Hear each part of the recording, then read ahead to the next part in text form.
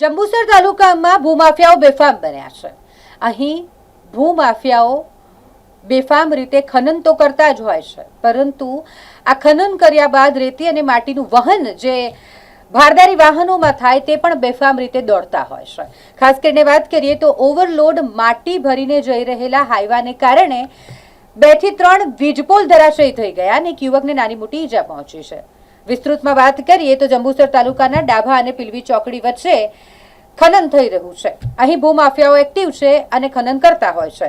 અહીં ભૂમાફિયાઓ બેફામ બન્યા હોય ગજેરા ગામની સીમમાં જે તલાવડીમાંથી ઓવરલોડ માટી ભરી અને હાઈવામાં એક ખેતરમાં ઠાલવવા માટે લઈ જવામાં આવી રહ્યો હતો। આ દરમિયાન હાઈવાના ડ્રાઈવરને ખબર જ નહોતી કે હાઇડ્રોલિક ઊંચું છે અને હાઇડ્રોલિક ઊંચું હોવા છતાંય તે હાઈવા હંકારી રહ્યો હતો ને એટલે હાઇડ્રોલિક વીજ વાયરમાં ફસાયું અને જેના કારણે 2 થી 3 વીજપોલ ધરાશયી થઈ ગયા હોવાની ઘટના સામે આવી છે। વીજ લાઇન સાથે આ હાઈવાનું હાઇડ્રોલિક ઊંચું હોય તેમાં ભરાઈ ગયું। બેફામ ચાલક હાઈવે પરથી પસાર થતો હતો અને વીજ વાયર હાઈવામાં ફસાઈ જતા 2 થી 3 જગ્યાએ વીજ થાંભલા ધરાશયી થઈ ગયા। વાયર તૂટી જતા ડાબા ગામની વીજ લાઇન ખોરવાઈ ગઈ, જેના કારણે ગામમાં વીજ પુરવઠો પ્રભાવિત થયો। ઘટનામાં હાઈવાએ પાછળથી બાઇકને ટક્કર મારી સાહિલ સલીમ શેખ, જેને નાની મોટી ઈજા પહોંચી, તે ઈજાગ્રસ્ત થયો, તેને હોસ્પિટલ લઈ જવામાં આવ્યો। ઘટના બાદ પત્રકાર મિત્રો હોસ્પિટલ પહોંચ્યા, ફરજ પરના ડોક્ટર સાથે વાતચીત કરી।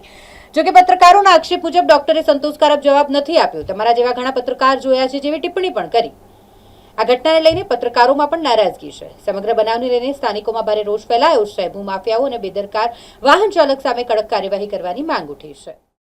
112 આવીને ઊભી છે, મેં ફોન માર્યો તો 112 મને પૂછ્યું નહીં, બરાબર, અને મને વાગેલું છે અહીંને પગ ફ્રેક્ચર જેવું લાગે છે। અહીંથી શું બનાવ બન્યો હતો?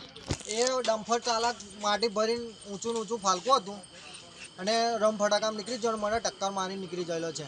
લાઇટથી થોડોક જ રહી ગયો છે અને ઉપર થાંભલો મારી ઉપર પડેલો।